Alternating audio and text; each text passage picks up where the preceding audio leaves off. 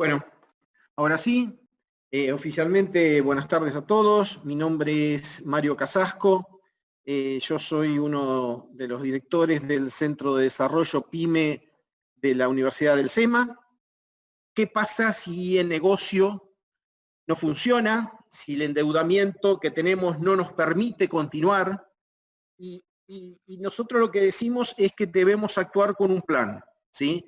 Entonces, el plan de una posible salida del negocio o de posibles herramientas legales y financieras que nos puedan ayudar a sobrellevar esa crisis, o tal vez, cuando no hay más posibilidades, entablar un plan de no continuar con el negocio. Esto tiene que ser planificado, ¿sí? Es tan importante planificar la salida de un negocio como la entrada en un negocio, ¿sí? Entonces, en función de eso, hoy tenemos la suerte de tener un especialista en el tema que va a disertar de cómo salir de una situación de crisis financiera preservando el valor. Entonces, permítanme presentarles a Fernando Hernández. Fernando Hernández es socio del estudio Marval O'Farrell Mayral en el área de finanzas corporativas, insolvencia y reestructuración. Desde su incorporación en el 2002 se ha dedicado a asesoramiento empresarial en finanzas corporativas, incluyendo transacciones de mercado de capitales y reestructuración de deuda y procedimientos de insolvencias locales e internacionales.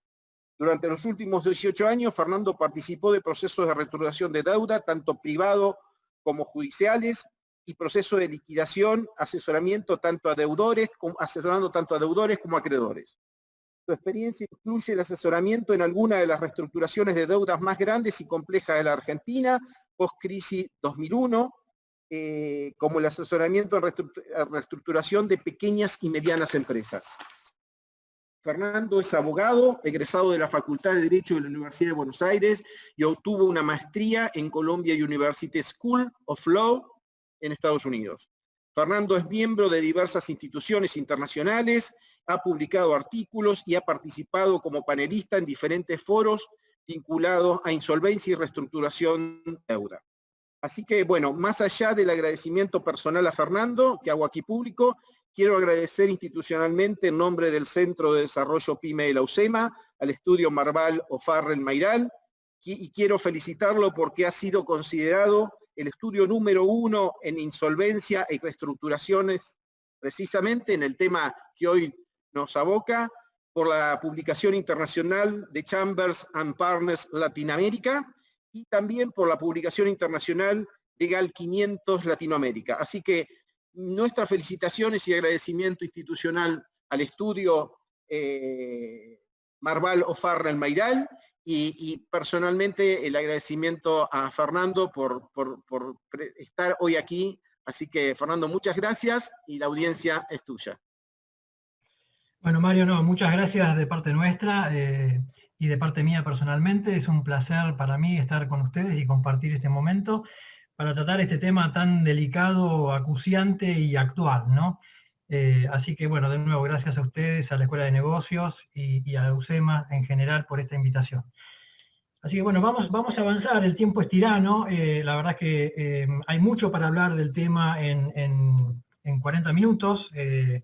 La idea es tratar de ver un pantallazo general, pero aportando temas prácticos interesantes, no solo una descripción de lo que es la ley, etcétera, sino tratar de hacer un enfoque lo más práctico posible, tratando de aportar un poco la experiencia que hemos adquirido en todos estos años y que es de utilidad para todos aquellos que estén pasando una situación similar, que, dadas las circunstancias, son muchos, ¿no? Entonces, empezando... Vos mencionaste la crisis del 2002 en las referencias de la experiencia que teníamos. Quería brevemente mencionar, y para hacer una comparación de la crisis del 2002 con la actual, la crisis del 2002, como sabemos, se debió a la gran devaluación y abrupta devaluación inmediata del peso argentino contra el dólar después de la salida abrupta de la convertibilidad, donde las compañías que estaban fundamentalmente endeudadas en dólares de la noche a la mañana vieron cuadruplicados sus pasivos en esa moneda, ¿no? pero simultáneamente la actividad hasta ese momento, bueno, venía decayendo justamente por la sobrevaluación del peso y el flujo de las importaciones, etcétera, toda la situación que nosotros ya conocemos.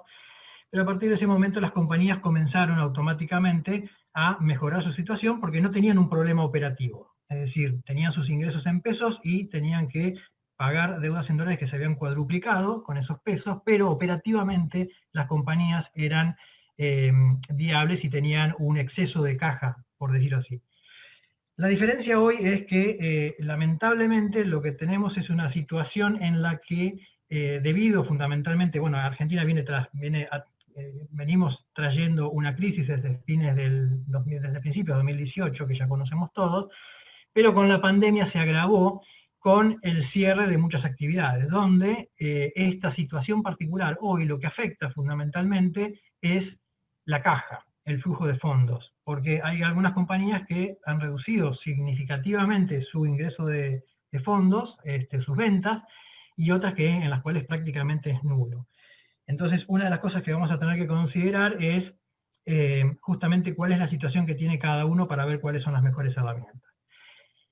Las empresas en dificultades económico-financieras es una compañía en la que está aturdida, es decir, en todos los niveles, en las grandes compañías y mucho más aún en las pequeñas compañías, porque en general en las pymes y en las medianas empresas hay mucho más involucramiento familiar, inclusive del patrimonio familiar, ¿no? Entonces, la empresa en este tipo de situaciones necesita hacer un buen autodiagnóstico, determinar el punto de partida, es decir, cuál es el problema que tiene, cuál es la situación en la que se encuentra en cuanto al flujo de fondos, la situación de su endeudamiento, ventas, proyecciones, etc. Es decir, hacer un buen diagnóstico de dónde estoy parado y ver hasta para dónde vamos y cuál es la proyección de ese a dónde vamos, porque esa proyección puede ser de mediano plazo, de corto plazo, de largo plazo, puede ser que sea una actividad que automáticamente cuando se levante la cuarentena pueda volver a su flujo normal, o que en virtud de que, como todos sabemos, muchas conductas de consumo van a cambiar, tenga que tomar otro tipo de medidas porque puede tener algunos efectos más permanentes. Bueno, determinar la gravedad de la situación, cuál es en el momento actual la necesidad o urgencia que tengo de tomar alguna decisión, conservar el foco en las operaciones y el negocio, es decir, tratar de no desvirtuarlo. Este aturdimiento que produce la situación hace que sea muy difícil focalizarse en el negocio y focalizarse en la reestructuración de la compañía. Entonces ahí es bueno, o por lo menos es lo que hemos visto en muchos casos, asignar funcionarios que se dediquen exclusivamente a esto. En algunos casos hemos visto que se han contratado personal de gente externa, que se focalice exclusivamente en la reestructuración, porque la reestructuración demanda mucho tiempo y saca mucho tiempo de la actividad normal y ordinaria de la compañía en negociaciones permanentes con los acreedores, análisis de las estructuras legales, es decir, es una actividad que demanda mucho tiempo. Y también, finalmente, es posible contar con asesoramiento financiero externo y legal especializado. Esto es algo que en la Argentina uno siempre lucha, ¿no? Es decir, porque al contrario de otros países, en Argentina el asesoramiento, y fundamentalmente legal, el financiero también, no se ve tanto, pero se está viendo más, pero el asesoramiento legal generalmente es post, es una vez que el enfermo ya enfermó y está en terapia intensiva. No hay mucho asesoramiento preventivo. Me parece que eso es un poco lo que sería importante remarcar, porque el asesoramiento preventivo me permitirá llegar a esa solución más ordenadamente y eventualmente con menos pérdidas, inclusive pérdidas personales, ¿no? Eventualmente para este tipo de compañías. Las pymes presentan algunas complejidades adicionales a las que presentan las grandes compañías. Por ejemplo, puede ser la limitación a la disponibilidad de información financiera contable actualizada y confiable, la confusión patrimonial, muchas veces hay cierta confusión entre los fondos de la compañía y los fondos de la familia o del empresario, y garantías personales. Es decir, hay muchos casos en los que las compañías, por no tener suficientes activos eventualmente para obtener financiamiento, el empresario de la pyme lo que hace es poner su campo, sus bienes personales, o inclusive que es todavía un poquito más grave, después lo vamos a ver, la fianza personal. La fianza personal es la garantía personal. Las garantías personales se limitan al valor del inmueble o del bien que yo doy en garantía. La fianza es un compromiso de cumplir con esa obligación de la compañía que comprende todo el patrimonio del fiador. Entonces, eso va a tener ciertas consecuencias que después vamos a ir analizando. Entonces, lo importante es hacer un buen diagnóstico. Como decíamos antes, analizar la estructura de capital, la capitalización, el cash flow, la caja que tengo y el endeudamiento. Determinar, bueno, como decíamos, la reserva de caja y el cash flow proyectado y las necesidades que tengo de atender el capital de trabajo y si tengo el suficiente cash flow para atenderlo. Mapear la estructura de la deuda según el acreedor. Esto va a tener relevancia e importancia cuando analicemos cuáles son los distintos medios que tenemos y herramientas que tenemos para reestructurar la deuda del deudor. Y ahí podemos ver o clasificar, según lo que después vamos a ver en la importancia de ese diagnóstico, deuda impositiva, todo lo que tenga que ver con impuestos, cargas y contribuciones, deuda comercial con proveedores vigentes, deuda comercial con proveedores discontinuados, y deuda financiera. Y de deuda financiera vamos a tener diversas situaciones, las deudas financieras con entidades financieras locales privadas, la deuda con entidades financieras públicas. ¿Y por qué hacemos la distinción? La distinción la hacemos porque en todo tipo de reestructuración, las entidades financieras privadas son mucho más renuentes, o prácticamente por estatuto o por principio o por instrucción tienen vedado en muchos casos aceptar quitas.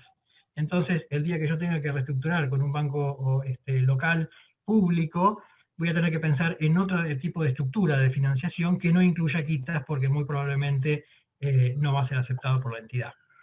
Después vamos a ver cómo juega la deuda impositiva también. Títulos emitidos en serie, que son generalmente el título que se usa en Argentina es la obligación negociable. El mercado de capitales local no está lo suficientemente desarrollado a lo que debería. Acá no mencionamos solamente obligaciones negociables internacionales, sino que hay muchas compañías pequeñas y medianas, financieras, se verán ustedes si ven en el mercado compañías financieras, de automóviles o de supermercados, etcétera, y otro tipo de financiamiento que se financian mucho a corto plazo en el mercado de obligaciones negociables local, que si bien es reducido, alcanza para satisfacer esas necesidades. Entonces, el endeudamiento de una pyme o una mediana empresa a través de este instrumento no es algo que sea imposible y puede haber ciertos casos y esto merece un tratamiento también diferenciado. Y luego viene la deuda financiera con sujetos del exterior que también merece un capítulo aparte. Eso es un poco mapear la estructura de la deuda del endeudamiento desde el punto de vista del acreedor. También tenemos que mapear la estructura de la deuda, a los efectos del análisis luego, desde el punto de vista del carácter de la deuda. Y desde el punto de vista del carácter de la deuda tenemos la deuda de casi menor rango, porque la de menor rango es la subordinada, pero la última en rango de privilegio, que es la deuda quirografaria. La deuda quirografaria es la deuda que va pari passu, a la par, con todos los acreedores que no tienen garantías de ningún tipo, sea especiales, sea generales, ya vamos a ver cuáles son los tipos de garantías. Pero son los acreedores, básicamente es cualquier acreedor común que no tiene ningún tipo de privilegio o garantía, privilegio legal o garantía por una garantía especial. La deuda privilegiada, que es la que estamos mencionando, es que con garantías reales del deudor, garantías reales de terceros. Como les mencionaba, hay muchos casos en los que la compañía no tiene suficiente activo como para garantizar la toma de ciertos endeudamientos y recurre el empresario en ese caso a otorgar en garantía bienes propios. Y la deuda con fianzas personales, que esto es lo que yo les mencionaba después, que es lo que va a traer un poco más de complicaciones porque tiene sus efectos en el caso de una reestructuración judicial, ¿no? Entonces, para analizar la crisis, decíamos, tenemos que ver el cash flow, el capital de trabajo, la proyección, y determinar si esa crisis es operativa, determinar si esa crisis es financiera, o determinar si esa crisis incluye un poco de cada uno. ¿Y esto por qué? Esto porque básicamente, como vamos a ver después, es decir, todos los mecanismos de reestructuración de deuda, obviamente van a servir para aliviar la presión que tiene financiera el deudor, pero no van a solucionar el problema operativo. Entonces, si yo tengo una compañía que tiene un problema operativo, es decir, gasta más de lo que le entra y gasta más de las reservas que tiene en el tiempo proyectado que tiene hasta ver que esa situación cambie, se modifique o mejore, entonces tengo un problema que tengo que atacar con otros remedios. La solución financiera no va a ser exclusiva, no va a ser el único remedio, y si tengo las dos, tendré que hacer, si es meramente operativa, tendré que atacar el problema operativo, si es de ambas, tendré que atacar ambas en forma simultánea. Lamentablemente para la crisis operativa, bueno, eso da para otra charla, pero nos encontramos con las restricciones que nos impone hoy el legislador, ¿no? Como decir, la posibilidad de no puedo despedir personal, con ciertas limitaciones no puedo suspender personal, es decir, es muy difícil hoy ver dónde una compañía puede reducir su carga de capital de trabajo, sacando de la ecuación estos ítems, ¿no?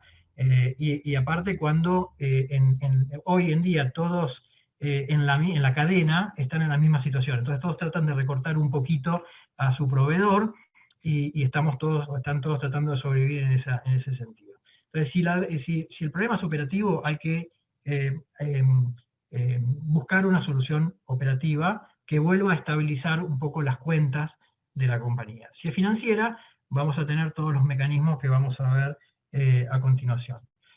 Bueno, a ver si es temporario o permanente. Hay muchos casos en los que sabemos que, bueno, es temporaria, es decir, algunas compañías, con el ejemplo de la crisis actual de la pandemia, claramente hay muchos ejemplos. Hay compañías que se readaptaron rápidamente y a través de las ventas online recuperaron un poco la actividad. Otras que saben que, como los hoteles, por ejemplo, que están pasando un muy mal momento, entonces saben que hoy están en capacidad cero, pero el día que se reactive, y pese que a muchas de las conductas de los consumidores pueden llegar a cambiar, me parece que después de tanto tiempo de aislamiento van a salir todos desesperados hasta ir a algún lado, con lo cual no saben cuándo, pero cuando se reactive, quizás probablemente la actividad de a poco va a ir volviendo.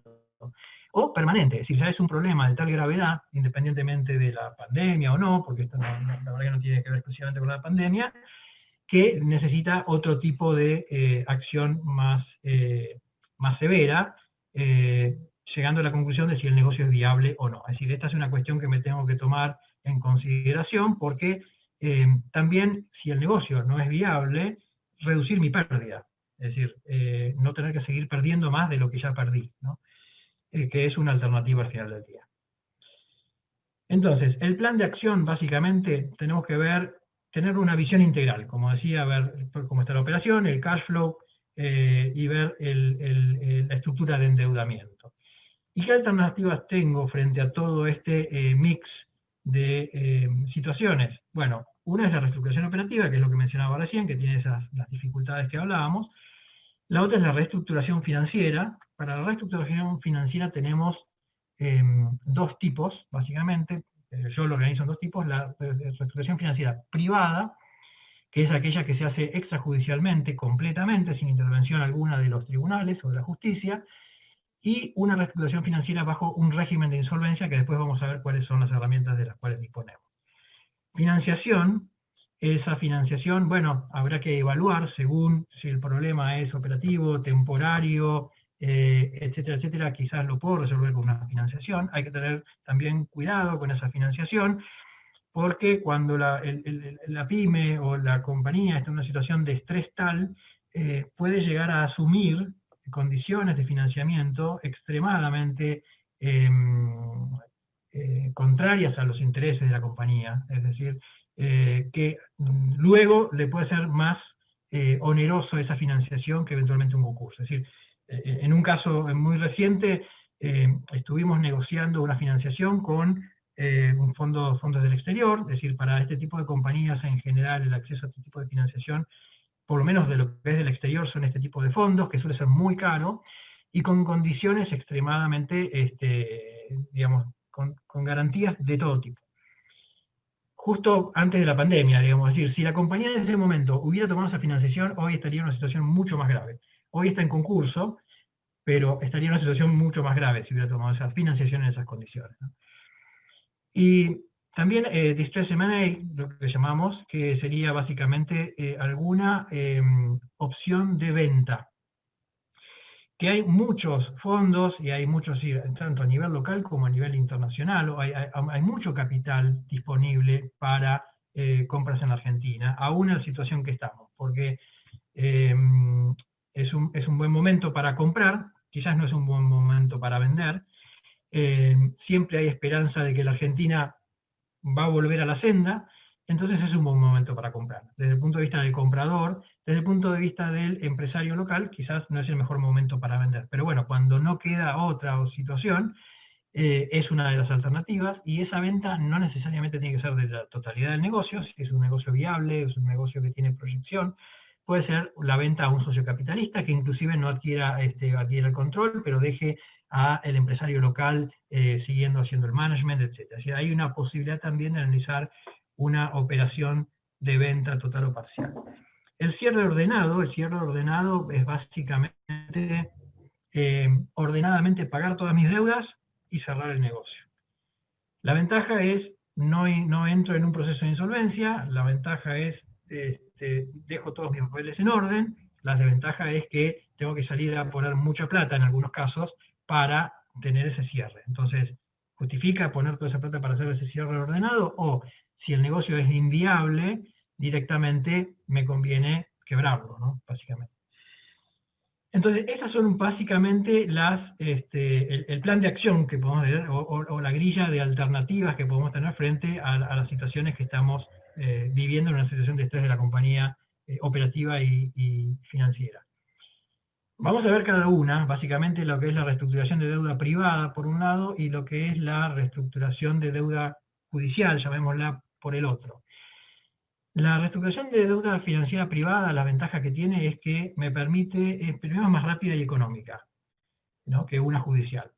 Después me permite negociar con cada acreedor mano a mano y atendiendo a las necesidades y posibilidades de cada tipo de acreedor. Hay cierto acreedor que me podrá, digamos, ahí veremos los proveedores, veremos los bancos, cada tipo de acreedor tiene distintas posibilidades de financiarme y de acompañarme en este momento. Acá también lo que es muy importante es siempre ir con la verdad, con honestidad y de buena fe.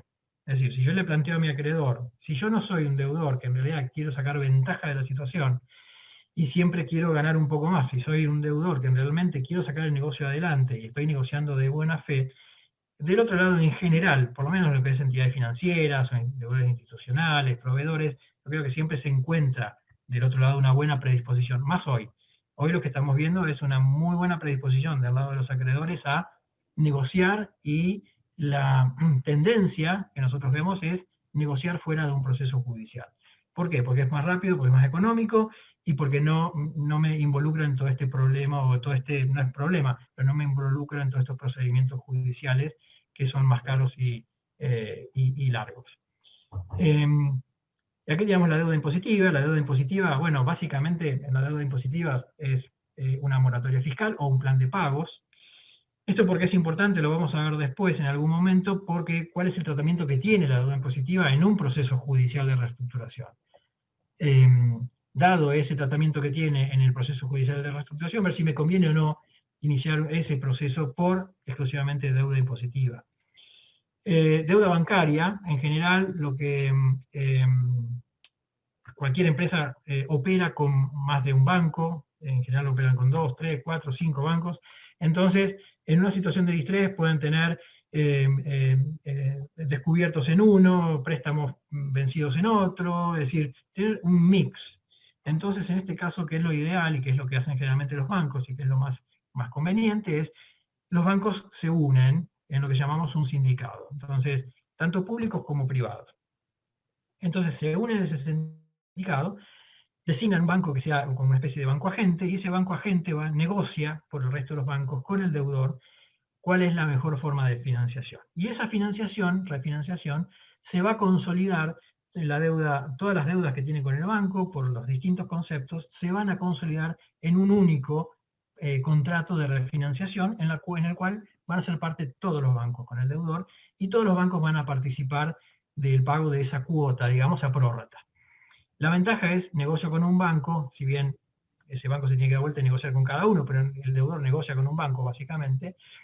La ventaja es consolido toda mi deuda en un solo instrumento, con un mismo plazo, con una misma tasa de interés, y en general, bueno, si se requieren garantías, todos los bancos del sindicato van a compartir también esa garantía, con lo cual, si yo negocio individualmente con cada banco y a un banco le doy una garantía, esa garantía que será de primer grado para ese banco, ya a otro banco no se la puedo dar en ese grado.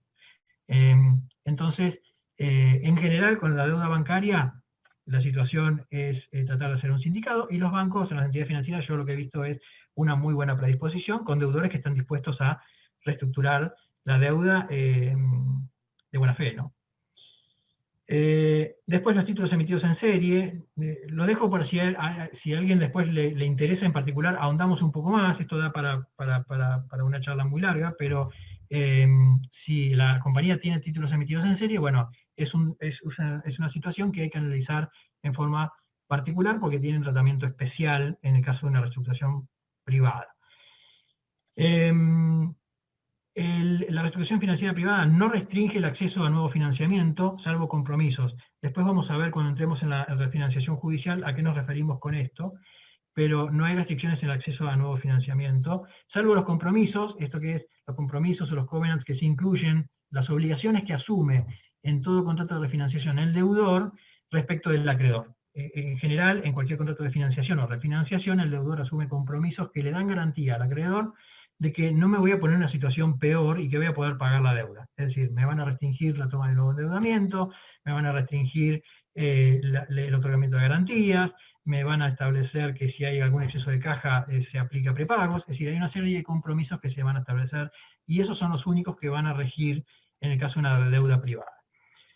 Las desventajas, básicamente, es que necesito, si bien puedo negociar con cada acreedor individualmente, también necesito el consentimiento de cada acreedor individualmente.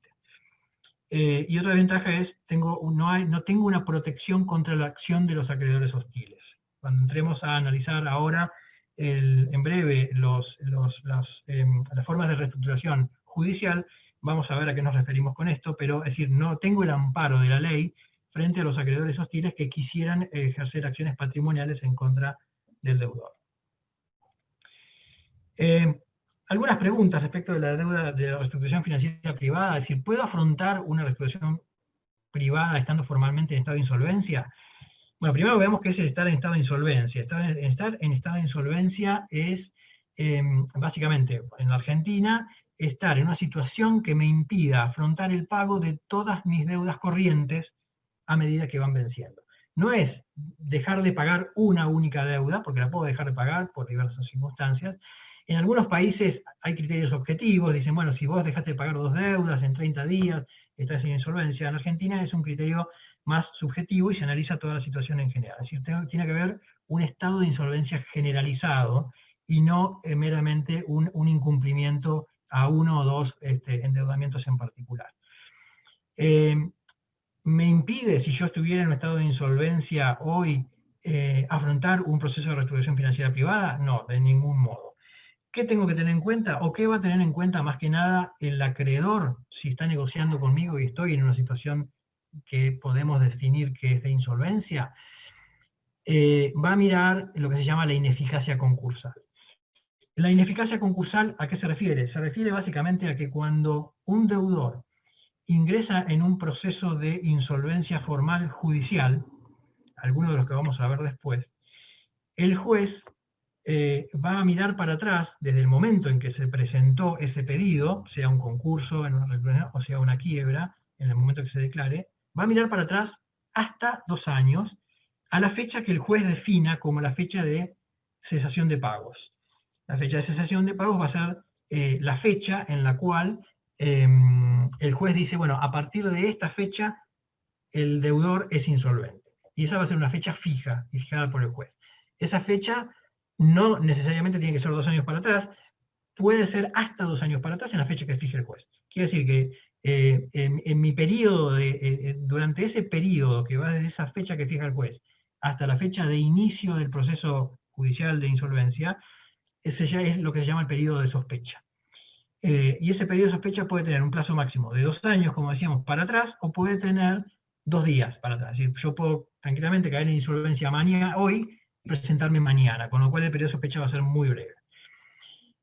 ¿Cuál es la importancia del periodo de sospecha en la reestructuración privada, y más que nada desde el punto de vista del acreedor, que es lo que va a tener en cuenta cuando va a negociar conmigo? Es básicamente la ineficacia concursal, que es, hay ciertos actos desarrollados por el deudor durante ese periodo de sospecha que son nulos directamente, nulos de nulidad absoluta. Y esos actos que son nulos de nulidad absoluta son, por ejemplo, los actos a título gratuito. La ineficacia concursal lo que pretende es proteger a los acreedores en el caso de vaciamiento del deudor, ¿no? Entonces por eso se mira este periodo.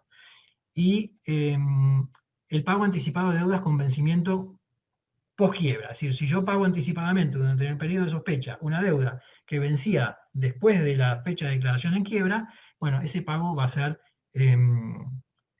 nulo. El problema ahí no lo tiene el deudor, lo tiene el acreedor, pero es algo que va a mirar el deudor en el momento de negociar. Y lo más importante, y lo que mira todo acreedor al momento de negociar estas situaciones, aún en los casos en los que el deudor no esté formalmente en un proceso de insolvencia, es la constitución de garantías. En muchos de estos casos, en la mayoría de los casos, por lo menos lo que nosotros vemos, siempre toda refinanciación en esta situación, por lo menos lo que es deuda bancaria, requiere o se solicitan garantías reales, hipotecas, prendas, una diversidad de garantías. Esa constitución de garantías durante el periodo de sospecha respecto de una deuda que no originalmente tenía esa garantía, es nula si a la fecha en la que se otorga la garantía la deuda no estaba vencida. Entonces, lo único que hay que mirar es si la deuda estaba vencida o no. Y luego hay actos anulables, que son básicamente cualquier otro tipo de actos que puedan ser perjudicial para los acreedores, realizados por un acreedor conociendo mi situación de insolvencia. Pero esto ya no es nulo de nulidad absoluta, sino que es algo que va a tener que resolver el juez. ¿Cuáles son los instrumentos que tengo bajo la ley de concursos y quiebras para acceder a una reestructuración judicial? Bueno, la primera pregunta es, ¿estoy obligado a iniciar un proceso formal de insolvencia, de reestructuración o de quiebra? En Argentina no tenemos hoy una obligación objetiva. En otros países también sí hay obligación objetiva. Si se dan ciertas condiciones, el deudor tiene obligación de iniciar un proceso formal de insolvencia. En Argentina no existe. Lo que sí existe es una potencial responsabilidad de los administradores de la sociedad, que con dolo, es decir, tiene que haber una situación dolosa, básicamente, con lo cual es muy raro, pero en la que a través del dolo ocasione la insolvencia o la agrave la insolvencia. Es decir, es lo único que podríamos llegar a mirar en su momento, al momento de decidir, ¿conviene o es necesario iniciar un proceso de insolvencia en la situación en la que está la compañía o no? Es lo único que miraríamos, digamos, básicamente, desde este punto de vista para tomar la decisión. Luego tenemos, bajo la ley de concursos y quiebras, tenemos dos tipos de procesos, básicamente. Los procesos de reestructuración y los procesos de liquidación. Los procesos de reestructuración tenemos dos. Uno es el acuerdo preventivo extrajudicial, o APE, y el otro es el concurso preventivo de acreedores, más conocido. ¿Cuál es la diferencia entre ambos? Lo vamos a ver un poquito más en particular, pero para que se entienda qué es el acuerdo preventivo extrajudicial. El acuerdo preventivo extrajudicial es un instrumento que se hizo muy popular a partir de la crisis del 2001. Hasta la crisis del 2001 no tenía uso, y no tenía uso porque no tenía los efectos que tiene el concurso, que en el 2002, con la crisis del 2001, se le dio el mismo efecto. Entonces, a partir de ahí tomó vuelo y básicamente sería, dentro de los procesos de reestructuración judicial, el preferido, ¿no? De hecho, si ustedes conocen la situación de Vicentín, por ejemplo, Vicentín está hoy en un proceso de concurso, pero a su vez está solicitando a sus acreedores que lo consientan la suscripción de un APE. Entonces, para eso hay ciertas cuestiones técnicas que tiene que conseguir ciertas mayorías, porque ya está en un proceso concursal, pero si bien está en un proceso concursal, todavía tiene tiempo, eventualmente, de ir por un APE, y es lo que está haciendo, básicamente. Y esto se debe a que la preferencia que hay por este tipo de instrumento. ¿Por qué? Porque es más económico y es más rápido. Tiene algunas desventajas que después vamos a ver, pero es más económico y más rápido. Entonces, ¿en qué consiste? Es un acuerdo de refinanciación, igual que un acuerdo privado, pero que yo celebro con mis acreedores. Después vamos a ver qué tipo de acreedores. Es exactamente el mismo tratamiento tanto para el acuerdo preventivo extrajudicial que para el concurso. Los acreedores a los que puede estar dirigido es exactamente lo mismo. Es como si fuera un concurso. La diferencia es que es un contrato, y ese contrato, si yo tengo ciertas mayorías, que vamos a ver cuáles son, puedo presentarlo ante el juez, y el juez lo homologa, y si el juez lo homologa va a tener los mismos efectos que una propuesta concursal. El concurso preventivo, bueno, es un proceso más largo y judicial. Vamos a ver después un poquito más claro cuáles son las ventajas y desventajas y las diferencias entre uno y otro. No hay que estigmatizar los procesos de insolvencia, digamos. Es decir, mencionábamos antes que la compañía está aturdida y muchas veces se estigmatizan los procesos de insolvencia, ¿no? Es decir, hablando de, obviamente mi preferencia o la preferencia de cualquier deudor en general sería tratar de salir de la situación sin tener que llegar a un proceso de estas características, pero si no hay otra salida, y en algunos casos vamos a ver que es la única que queda, no hay que estigmatizarlos. Tampoco quiere decir que el hecho de estar en una situación concursal se adjudique a un manejo fraudulento, a un mal manejo de la compañía. Es decir, estas cosas ocurren, y ocurren en el mundo más frecuentemente de lo que ocurre acá, con lo cual, por cuestiones de negocio, digamos, ¿no? Acá ocurren más, lamentablemente, ocurren más por cuestiones exógenas a las compañías, como las que ya conocemos que nos pasan generalmente. Pero en el mundo esto suele ocurrir justamente por el desmanejo de las compañías, porque no tienen los problemas que tenemos nosotros. Entonces, no estigmatizar los procesos de insolvencia.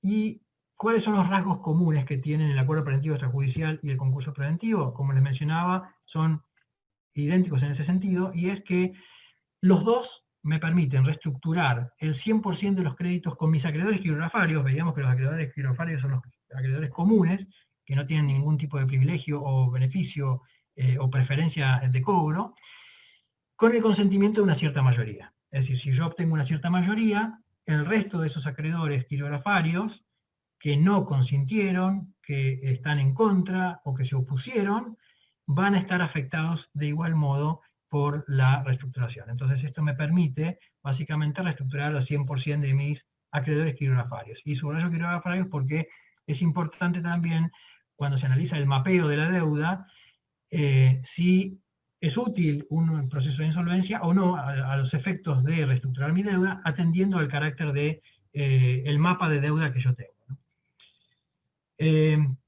También permite clasificar a los acreedores quirografarios en diferentes categorías. Nosotros mencionábamos antes que una de las consecuencias de la situación de crisis o negociación con los acreedores es, en general, y lo que hemos visto siempre es, en cuanto a los proveedores, se suelen separar los acreedores vigentes, aquellos acreedores con los que continúo manteniendo una resolución, con aquellos proveedores discontinuados.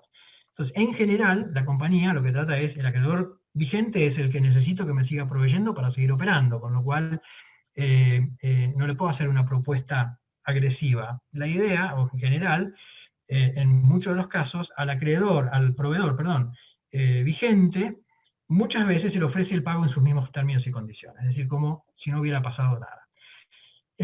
Y al resto de los proveedores les puedo ofrecer otra propuesta de pago. Es decir, lo que permite estos dos procesos de reestructuración, que si obtienen estas mayorías se van a aplicar a todos los acreedores quirografarios, es que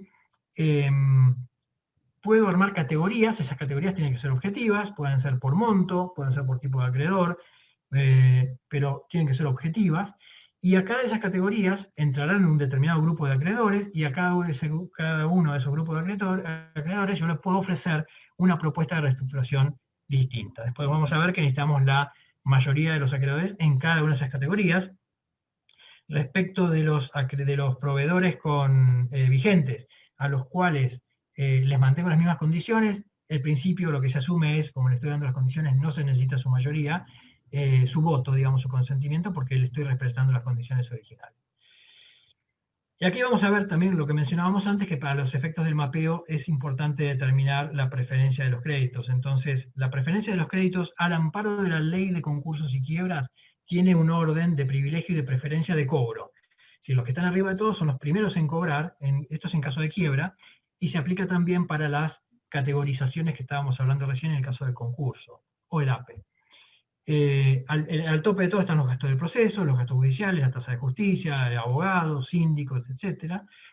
Después vienen los créditos con privilegio especial, de entre los que más nos interesan, o los comunes, tenemos los impuestos y tasas. Por eso mencionaba antes que la deuda impositiva hay que considerarla, aparte porque la deuda impositiva, en cuanto a lo que es capital, sobre bienes particulares, deuda de aquello inmobiliario, patentes, etcétera, tiene privilegio especial sobre ese bien. Privilegio especial, ¿qué quiere decir? Que va a cobrar primero sobre ese bien hasta lo que el bien dé.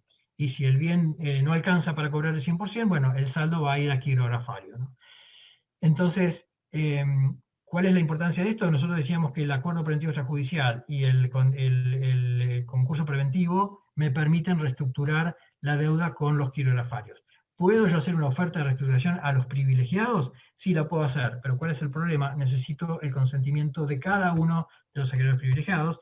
El fisco nunca va a prestar su consentimiento, y en general, respecto del fisco, para este tipo de procedimientos hay planes específicos. Es decir, las compañías que están en una situación de insolvencia tienen moratorias especiales. Luego están los créditos con garantía real, hipoteca, prenda, que tienen la misma suerte. Todos los acreedores con privilegio especial y privilegio general que estamos mencionando aquí no están alcanzados por la propuesta de acuerdo aprobada por las mayorías. Se necesita el consentimiento de cada uno de estos acreedores para poderles imponer una reestructuración. Y créditos con privilegio general. Los créditos con privilegio general son créditos que tienen privilegio por la ley. El que nos interesa aquí de nuevo son los impuestos, tasas y contribuciones, que son todos los impuestos, tasas y contribuciones que no afectan o no están afectando a un bien particular, sino que puede ser impuesto a las ganancias, ingresos brutos y todo lo demás. Este tipo de impuestos también, en lo que es capital, van a estar alcanzados por el privilegio, y por lo tanto no van a estar alcanzados por la reestructuración de las deudas quirografarias. Entonces yo no, y de nuevo, al final del día, esa deuda impositiva generalmente entra en planes de moratoria que hay específicamente para las compañías en esta situación. Créditos quirografarios, bueno, que son los créditos comunes, ¿no? Y finalmente los créditos subordinados y eventualmente, al final de todo, el capital o el equity del dueño de la compañía. Veamos rápidamente cuáles son las diferencias que existen. Es decir, con estas diferencias la idea es mostrar un poco cómo funciona cada uno de los dos procesos, sin entrar en un detalle exhaustivo de cómo funciona un concurso. Es decir, como decíamos antes, el APE es un contrato que se firma y se presenta para homologación. El concurso es un proceso que desde su inicio tiene una mayor participación y control judicial, es un proceso judicial pleno, ¿no? Entonces, en cuanto al pedido, en la Argentina los procesos de reestructuración, sea APE o sea concurso, son exclusivamente voluntarios. Es decir, no puede venir un acreedor a obligarme, puede venir de manera indirecta, después vamos a ver cómo, pero un acreedor no puede hacer un pedido de que yo presente un APE, y tampoco puede hacer un pedido de que yo presente un concurso. ¿Cuáles son los requisitos de admisibilidad? El requisito de admisibilidad en el APE es la dificultad económica o financiera, es decir, no necesariamente tengo que estar en un estado de insolvencia, no tengo que estar en cesación de pagos. Puedo estar simplemente acreditar que estoy en una situación de dificultades económicas o financieras. Esto es importante porque si yo estoy en un estado de situación de dificultades económicas o financieras, pero no estoy en un estado de cesación de pagos, si no estoy en un estado de cesación de pagos, no puedo presentar un pedido de concurso, que sí necesita excluyentemente que para hacer el pedido yo me encuentre en un estado de cesación de pagos, que habíamos dicho que era esta imposibilidad generalizada de cumplir con el cumplimiento de mis deudas corrientes según van venciendo, etcétera, etcétera, y que es un estado que tiene que verificar el juez y una fecha que debe determinar el juez. Respecto yo les decía, perdón, respecto de que no hay pedidos involuntarios de reestructuración, les mencionaba que hay una excepción y que es básicamente la conversión. Como vamos a ver después al final, muy brevemente, los acreedores no me pueden pedir un APE o un concurso, pero sí me pueden pedir una quiebra. ¿Y cuál es la ventaja aquí? Entonces, la ventaja aquí es que el APE no me permite levantar la quiebra, pero si a mí un acreedor me pide la quiebra y el juez y yo no tengo la forma de levantarla, ¿cuál es la forma de levantarla? Un pedido de quiebra, la única forma que tengo de levantarla es depositando las sumas reclamadas, más las costas, intereses, etc. Es decir, la única forma de levantar un pedido de quiebra es pagando. Si no tengo los fondos para pagar, ¿qué puedo hacer? Le puedo pedir al juez, señor juez, reconvierta este pedido de quiebra en un pedido de concurso preventivo. Entonces automáticamente la empresa, el deudor, sale del proceso de quiebra y va a ingresar a un proceso de concurso preventivo. Esta es la única forma en la cual, digamos, obligatoriamente, digamos, en forma involuntaria, un deudor se puede ver forzado a iniciar un proceso concursal. Suspensión de intereses, en el APE no, el APE dijimos, el APE va a tener efectos a partir de la fecha que se presenta. Entonces, en el APE lo que hay que tener en cuenta es que hay todo un proceso para llegar a la presentación del APE al juez para su homologación. Yo tuve que haber firmado el contrato con las mayorías. Para firmar el contrato con las mayorías tuve que haber negociado con los acreedores. Y entonces hay todo un trabajo previo que tengo que cumplir para presentar un APE, que es lo que mencionábamos antes, no hay un amparo de la ley, porque no me presenté ante la justicia, me voy a presentar el día que tenga las mayorías. Es decir, hay algunas excepciones, hay cosas, es decir, hay cuestiones adicionales que se pueden discutir, pero técnicamente, desde el punto de vista legal, hasta el día que yo no tengo las mayorías, no me puedo presentar a homologar un APE. El APE entonces no suspende los intereses quirografarios, siempre cuando hablamos en general hablamos de quirografarios, los privilegiados siempre tienen un tratamiento especial. En el concurso sí, en el concurso la ventaja que tiene aquí es, yo presento mi solicitud de concurso mañana, no necesito nada, necesito juntar los papeles, preparar la información contable, los estatutos, es decir, preparar la presentación, me presento a la semana, a los 10 días, cuando sea el juez decreta la apertura del concurso, yo no negocié con ningún acreedor, no hice ningún trabajo previo, automáticamente el juez decreta la apertura del concurso, automáticamente tengo los beneficios de la ley, que son la suspensión de intereses, pero lo más importante es la suspensión de los juicios.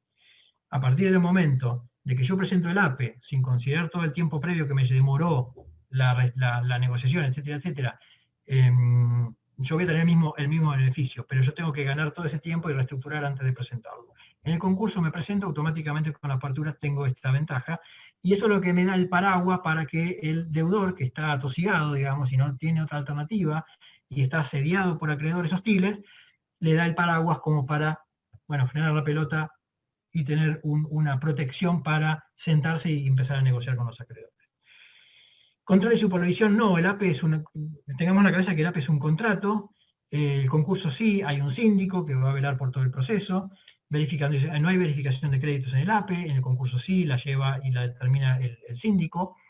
Administración de los activos del deudor, en el APE la administración la conserva plenamente el deudor, las únicas limitaciones van a ser las que se impongan en el propio contrato de APE, en forma voluntaria, estos compromisos que mencionábamos, etcétera, antes. En el concurso la conserva el deudor, pero tiene restricciones. Hay ciertos actos que una vez concursado el deudor no puede realizar si no es con autorización judicial. Y esto será, por ejemplo,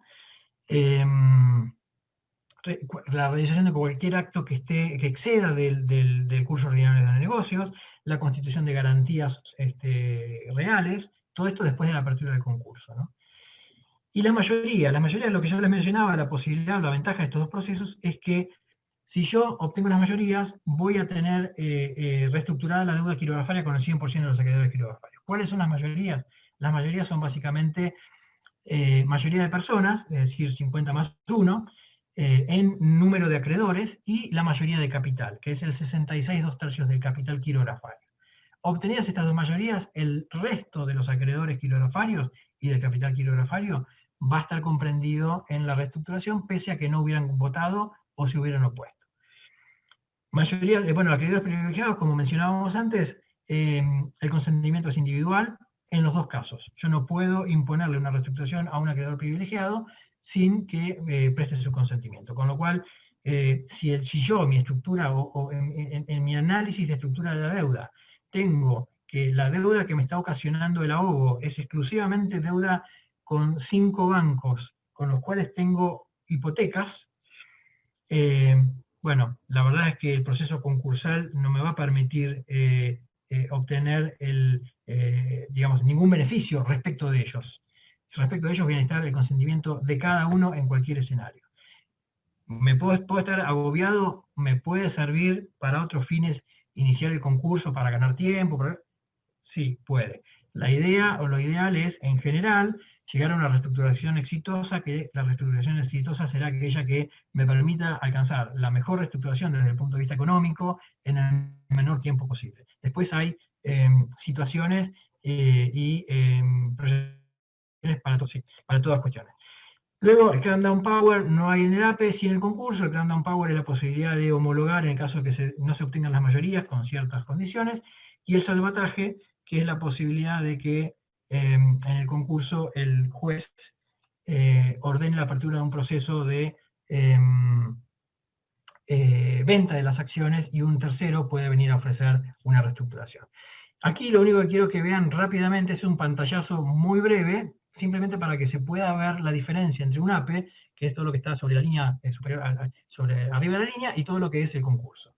Estos son plazos legales, no se cumplen, pero son los plazos legales para los dos escenarios. Se puede observar claramente cómo un proceso de homologación judicial de un APE es mucho más breve y mucho más sencillo que un proceso de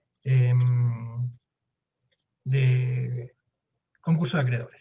Entonces, las ventajas de las reestructuraciones es reestructurar con todos los acreedores quirografarios, la suspensión de las acciones, la conversión de quiebra en su caso. Las desventajas son el tiempo y el costo, la limitación de financiación comercial. Esto es, generalmente, si una empresa concursada o en APE, los acreedores van a exigir o exigen el pago al contado, y finalmente el acceso para acceso a financiación bancaria. Este es un tema que da para otra charla, pero si no hay restricciones en el concurso o en el APE que impidan que un deudor se endeude, como mencionábamos antes, incluso con garantías, con autorización judicial, pero hay restricciones en la regulación bancaria que impiden que los bancos otorguen este tipo de préstamos. Entonces, un deudor concursado lo que tiene que tener en cuenta es que, o en APE, lo que tiene que tener en cuenta es que tiene que estar dispuesto a afrontar un periodo mediano o largo sin acceso a financiamiento. Por eso también es mejor privilegiar, dependiendo de las circunstancias, la reestructuración privada. Bueno, ya la verdad que se nos va agotando el tiempo, así que yo con esto, Mauricio, termino por acá, y si te parece abrimos para preguntas. Sí, gracias Fernando, muy buena la charla. Antes de ir a las preguntas, paso a los parroquiales. Hay un tema que vamos a tratar en la próxima charla, que a los que les interese les pido agenden, es para el jueves 22 de octubre, en nuestro horario habitual, 5:30, que es el tema de exportar. Está claro que Argentina tiene un problema de dólares, y la única forma en que lo puede solucionar es aumentando el caudal de exportaciones por fuera del complejo agroindustrial. Y estarían dadas las condiciones para que el gobierno dé ciertos subsidios y ciertas ventajas para que las compañías puedan incursionar en el comercio exterior. Normalmente las pymes, este es un tema que nos cuesta entenderlo, no sabemos muy bien para dónde canalizar o cómo evaluar ese potencial, y eso es lo que vamos a ver el jueves 22 de octubre, 5:30, con Maximiliano Rossi, que es el gerente de comercio exterior del Banco HSBC. Los esperamos entonces a todos. Fernando, yo tengo una pregunta para arrancar. Mencionaste así rápido, primero, gracias, muy buena la charla, tiene mucho contenido, pero en un momento dijiste que daba para otra charla el tema de las obligaciones negociables. Básicamente las compañías argentinas que han emitido obligaciones negociables lo han hecho bajo 3 modalidades. Digamos, 2 en el mercado local, con tasa Badlar más algo, y o dólar linked, que en el caso de dólar linked pagan en pesos, en todo caso el riesgo ahí sería el desdoblamiento del mercado cambiario, pero algunas, inclusive algunas pymes, se han endeudado afuera, es decir, han colocado papeles de deuda en el exterior.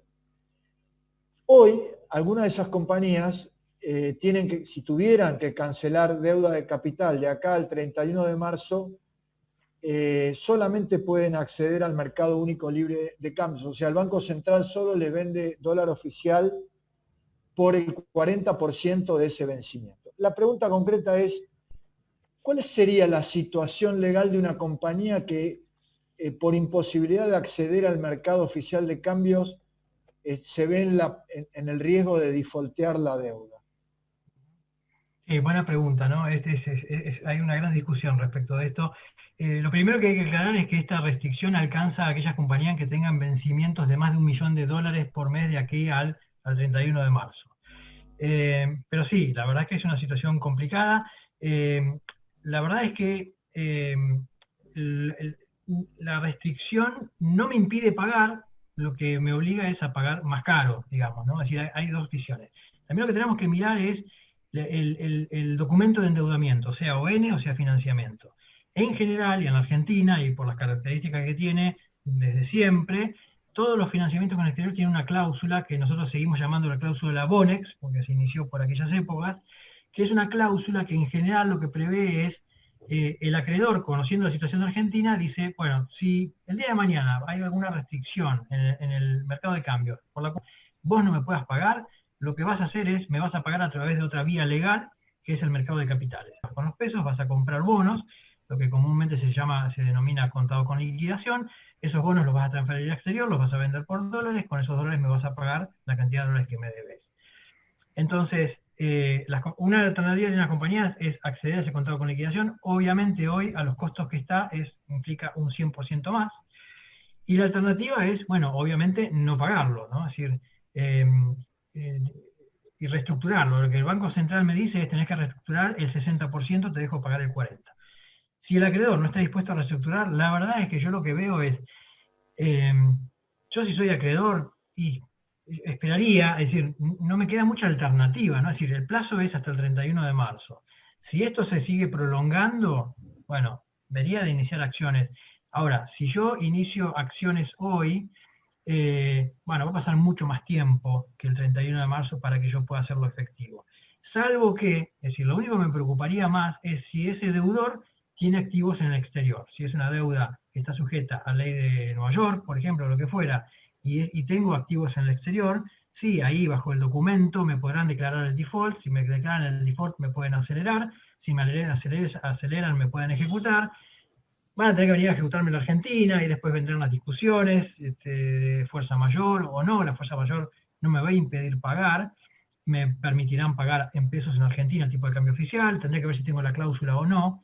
Pero me parece que entramos en todo un escenario que la situación no es muy cómoda, pero es un escenario en el que yo habría que hablar con el acreedor. En un escenario de obligaciones negociables es más difícil, porque no tengo un acreedor del otro lado, en general, con el cual pueda hablar, porque es deuda que está diversificada en el mercado. Con lo cual, bueno, es una situación compleja. Yo creo que desde el punto de vista del acreedor, el acreedor, yo esperaría a ver qué pasa de acá al 31 de marzo.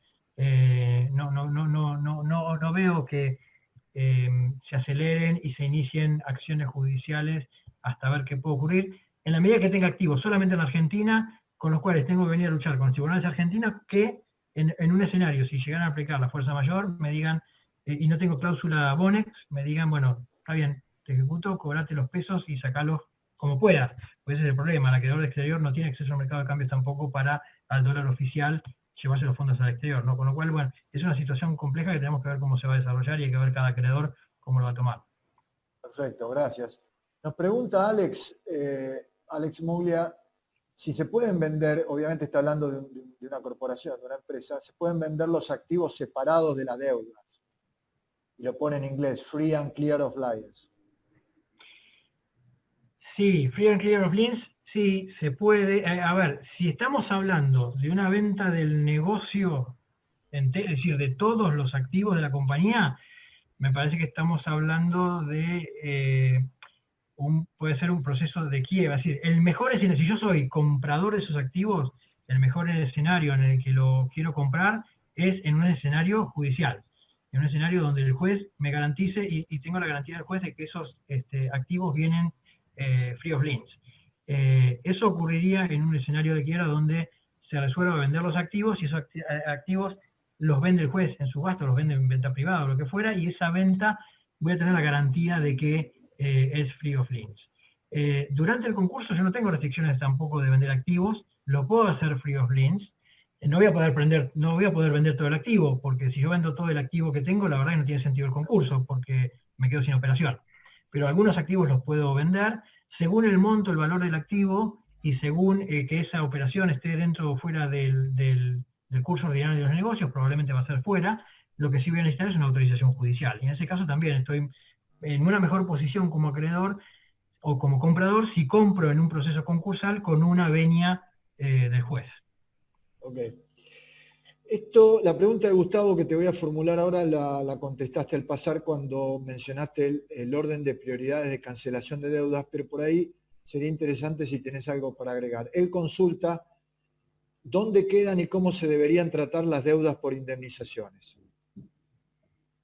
Las deudas las deudas laborales, hay una porción que corresponde a los 6 meses, creo que hasta 6 meses de deuda, que tienen un privilegio especial, general, perdón, con lo cual ahí no entran en quirografaria, y además en el caso del concurso hay algo que se llama pronto pago, donde ciertas deudas también laborales entran en un régimen de pronto pago, donde el juez le permite a la compañía que esa deuda, si bien es preconcursal, porque hay una cuestión, cuando una compañía ingresa a un proceso concursal, automáticamente a todo acreedor preconcursal, es decir, a todo acreedor anterior a la fecha de presentación del concurso, yo no lo puedo pagar.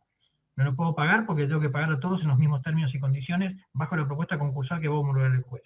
Hay una excepción que es el pronto pago laboral, con lo cual ciertos créditos laborales con indemnizaciones y algunos salarios, etcétera, por hasta un periodo de 6 meses, creo, tienen la ventaja del pronto pago laboral y la ventaja de privilegio general en el caso de quiebra, ¿no? Y el concurso.